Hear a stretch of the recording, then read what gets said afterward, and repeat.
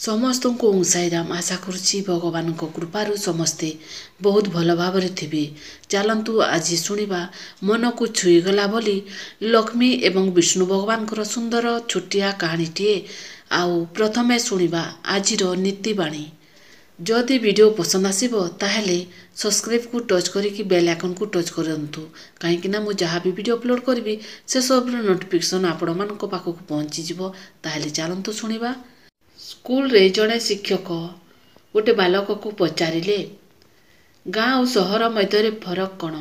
तो बालक खूब सुंदर उत्तर दे कहला कुकुर गुड़िक रास्तार बुलती एवं गोमाता सबू घरे पालती आ सहर रे कुकुर को घरे पालती आ गोमाता सबू बाहर बुलुथांती एवं गाँर पाठुआ लोके गाई चरेबा को जाती आ सहर रे बड़ पाठुआ लोके कुकुर बुलेइबा पई रास्ता को जाइथांती।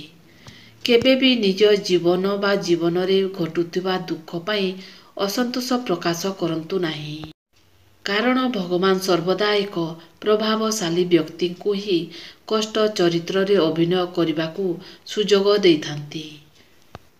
आकाशर उच्चरे उड़ुथिबा पक्षी मध्य गर्व करि नाही। से जाने बसिबा पई आकाशरे स्थान नाही, तलकू ओह्लेबाकू ही पड़िबो। सेथिपाई जीवन रे गर्व करिबा उचित नुहे। जेमिति लुण को गोटे सुना ताटियारे रखी चाखिले मध्य तार स्वाद बदले नाही, ठीक सेहीपरि स्वार्थपर लोकंकर जेतिकी उपकार कर तार स्वार्थी स्वभाव केबे मध्य बदलिबो नाही। चुप रहिबा कौनसी व्यक्तिर कमजोरी नुहे, तांकर धैर्यर परिचय देइथाए। नचेत जाहाको सहिबा आसे ताकू मध्य कहिबा आसे। निजे निजकू कौनसी कामरे व्यस्त रखंतु, कहीं व्यस्त ही मनीष को दुखी हेबाकू देई न थाए।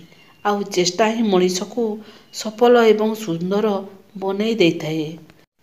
पृथ्वी रे एमिति केही व्यक्ति नहीं जार किछि समस्या नहीं, आउ पृथ्वी रे एमिति किछि समस्या नहीं जार किछि समाधान नहीं। लक्ष्य जेते उच्च हेउथाउ ना कहीं रास्ता सबुबेले पाद तले ही थाए। असुविधारे थिबा बेले सच्चोट और दायित्ववान हुंतु, संपत्ति थिला बेले सरल हुंतु, क्षमता थिला बेले नम्र हुंतु एवं क्रोधरे थिबा बेले नीरव रुहंतु।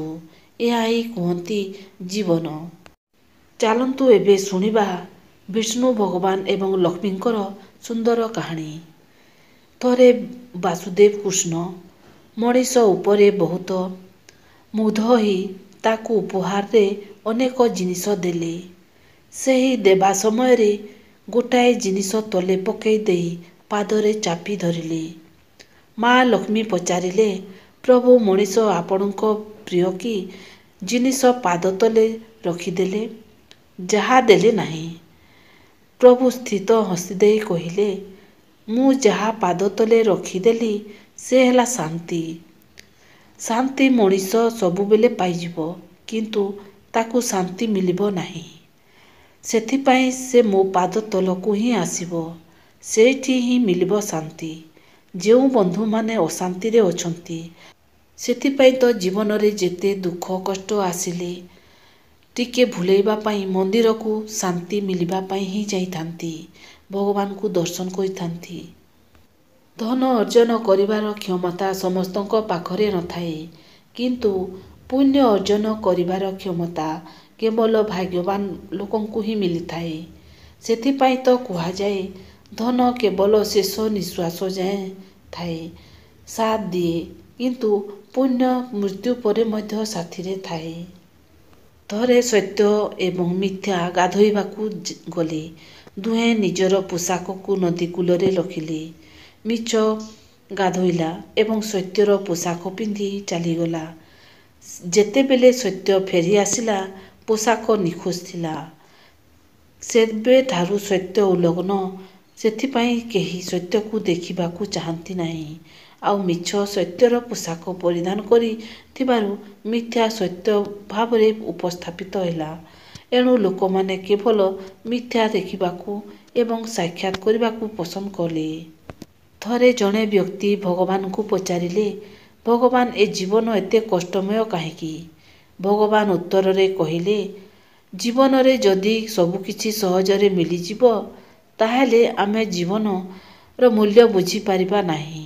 କାରଣ ଯେଉଁ ଜିନିଷ ଯେତିକି କଷ୍ଟରେ ମିଳିଥାଏ ସେହି ଜିନିଷ ସେତିକି ଅଧିକ ମୂଲ୍ୟବାନ ହୋଇଥାଏ। ତଳେ ପଡ଼ିଥିବା ଚିନି ଦାନାଗୁଡ଼ିକୁ ପିମ୍ପୁଡ଼ି ଉଠାଇ ପାରିବ, କିନ୍ତୁ ଗୋଟିଏ ହାତୀ ନୁହେଁ। ସେଥିପାଇଁ ବୟସର ଛୋଟ ହେଉ କି ଉଚ୍ଚତାରେ ଛୋଟ ହେଉ ନା ବଡ଼ ହେଉ, କେବେ କାହାକୁ ଛୋଟ ଭାବିବା ଅନୁଚିତ। ବେଳେ ବେଳେ ଛୋଟ ମଣିଷଟିଏ ମଧ୍ୟ ବଡ଼ କାମ କରି ଦେଖାଇଥାନ୍ତି। ପଇସା କେବଳ ଜୀବନଶୈଳୀକୁ ବଦଳାଇ ପାରେ, ନିୟତି ଆଉ ଭାଗ୍ୟକୁ ନୁହେଁ। ବଡ଼ ଫୁଲଟିଏ ଅତି ଛୋଟ ଫୁଲକୁ ପଚାରିଲା, ଜନ୍ମରେ ତୁ କ'ଣ ହୋଇ ଜନ୍ମ ଲାଭ କରିବୁ? ଛୋଟ ଫୁଲଟି ବଡ଼ ଫୁଲକୁ କହିଲା, ମୁଁ ତୋ ପରି ବଡ଼ ଫୁଲ ହେବାକୁ ଇଚ୍ଛା କରୁଛି। ପୁଣି ମାଙ୍କଡ଼ଟିଏକୁ ଏହି ମଣିଷ ପଚାରିଲା, ଆରେ ତୁ ଜନ୍ମରେ କ'ଣ ହୋଇ ଜନ୍ମ ଲାଭ କରିବୁ? ମାଙ୍କଡ଼ କହିଲା, ତୋ ପରି ମଣିଷ। ରାସ୍ତାରେ ଗଲାବେଳେ ତୁମ ବିଷୟରେ କେତେ ଲୋକ କେତେ କଥା କହନ୍ତି। ତୁମେ କ'ଣ ସେଥିପାଇଁ ଚାଲିବା ଛାଡ଼ି ଦେଉଛ କି? ନୁହଁ ନା? ଠିକ୍ ସେମିତି ଜୀବନ ରୂପକ ରାସ୍ତାରେ ଚାଲିଲା ବେଳେ ଅନେକ ଲୋକ କେତେ କଥା କହିବେ। ସେଥିପ୍ରତି ଧ୍ୟାନ ନ ଦେଇ ଆଗକୁ ଚାଲିବା ଆବଶ୍ୟକ। ଲୋକମାନଙ୍କର ଏଇଟା ଗୋଟେ ତ ମନ୍ଦ ଅଭ୍ୟାସ। ଆମେ ଭଲ କଲେ ବି ଲୋକେ କହିବେ, ଆଉ ଖରାପ କଲେ ବି ଲୋକେ କହିବେ। ଜଣେ ବ୍ୟକ୍ତି କୁକୁଡ଼ାକୁ କାଟୁଥିଲା। ସେତେବେଳେ କୁକୁଡ଼ା ହସିବା ଆରମ୍ଭ କଲା। ତେବେ ସେହି ବ୍ୟକ୍ତି ଜଣକ କହିଲା, ମୁଁ ତୋତେ କାଟୁଛି କିନ୍ତୁ ତୁ ହସୁଛୁ? କୁକୁଡ଼ା କହିଲା, ମୋତେ ଏହା ଭାବି ହସ ଲାଗୁଛି କି ମୁଁ ଜୀବନ ସାରା ଦାନା ଖାଇଛି, ତଥାପି ମୋତେ ଏତେ କଷ୍ଟଦାୟକ ମୃତ୍ୟୁ ମିଳୁଛି। ତମେ ପରା ପୁରା ଜୀବନ ଅନ୍ୟକୁ ମାରି ତାର ମାଂସ ଖାଉଛ, ତାହେଲେ ତମର ମୃତ୍ୟୁ କେତେ ଦର୍ଦନାକ ନ ହେବ? କାହାର ରାଣ ଖାଇ ମିଛ କଥା କହିଲେ କେହି ମରିଯାଏ ନାହିଁ, କେବଳ ବିଶ୍ୱାସ ମରିଯାଏ।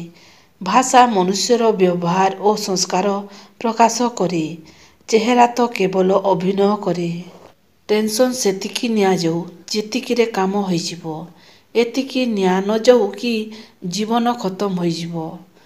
ସମୟ ଥିଲା ଦିନେ ଲୋକମାନେ ଅନ୍ୟ ପାଦରୁ କଣ୍ଟା କାଢୁଥିଲେ, କିନ୍ତୁ ବର୍ତ୍ତମାନ ସମୟରେ ଅନ୍ୟର ଚଲାପଥରେ କଣ୍ଟା ବିଛେଇବାକୁ ମଧ୍ୟ ପଛଉ ନାହାନ୍ତି। ଯଦି ଆଜିର ନୀତିବାଣୀ ଆପଣମାନଙ୍କୁ ପସନ୍ଦ ଆସିଲା, ତାହେଲେ ସବସ୍କ୍ରାଇବ୍କୁ ଟଚ୍ କରିକି ବେଲ୍ ଆଇକନ୍କୁ ଟଚ୍ କରିଦିଅନ୍ତୁ। କାହିଁକିନା ମୁଁ ଯାହା ବି ଭିଡ଼ିଓ ଅପଲୋଡ଼ କରିବି ସେସବୁର ନୋଟିଫିକେସନ୍ ଆପଣମାନଙ୍କ ପାଖକୁ ପହଞ୍ଚି ପାରିବ। ଆଉ ଆପଣମାନେ ଏହିପରି ଭିଡ଼ିଓ ସବୁ ଦେଖିପାରିବେ, ଶୁଣିପାରିବେ। ତାହେଲେ ରହୁଛି। ଓମ୍ ସାଇରାମ, ଜୟ ସାଇ।